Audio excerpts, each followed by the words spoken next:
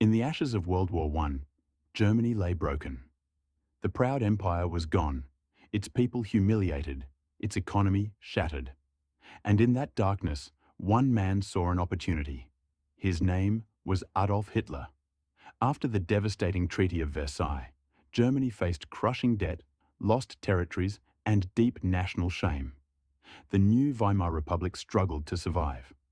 Inflation exploded, families carried cash in baskets just to buy bread, and anger spread through the nation. Among the chaos, a World War I veteran named Adolf Hitler joined a small political group called the German Workers' Party, later transforming it into the National Socialist German Workers' Party, the Nazi Party. He discovered his greatest weapon, his voice. At rallies, he promised jobs, revenge, and glory, blaming Jews, communists, and politicians for Germany's suffering. In 1923, Hitler tried to overthrow the government in the beer hall putsch.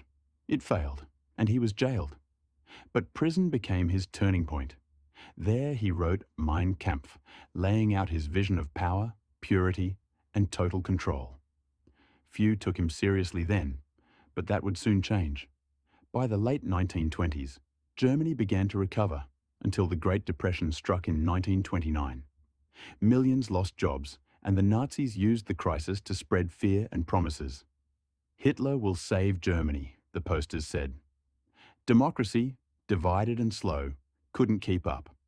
In 1932, the Nazi Party became the largest in parliament. Conservative elites thought they could use Hitler, so they made him chancellor in 1933, a decision that changed the world. Within months, democracy was gone. After the mysterious Reichstag fire, Hitler blamed the communists and suspended civil rights. Soon came the Enabling Act, granting him absolute power. From that moment, Germany's democracy was dead, and a dictatorship was born. Hitler wasted no time.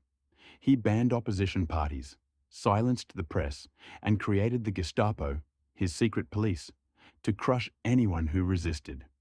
The German people were forced to swear loyalty, not to their country, but to Hitler himself. Propaganda became the lifeblood of his control. Through radio, film, and posters, the Nazis painted Hitler as Germany's savior and minorities as its enemies. Jews were stripped of their rights through the Nuremberg laws. Fear ruled every street, every classroom, every home.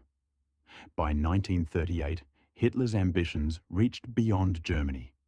He annexed Austria without firing a shot, then took the Sudetenland of Czechoslovakia while the world watched in silence. Democracy abroad hesitated, afraid of another war. Inside Germany, unemployment fell, and national pride rose. But beneath that success was horror. Concentration camps filled with Jews, political enemies, and anyone who dared to speak out. The Nazi regime had built a machine of control, violence, and lies. Then came 1939. Hitler invaded Poland, and World War II began. What started as a promise to rebuild Germany had become a global nightmare. Democracy had not been defeated in a single battle. It had been surrendered piece by piece, law by law, speech by speech. By the time the world realized the danger, tens of millions would die before Hitler's empire fell. The lesson of his rise still echoes today. Democracy doesn't die with bombs.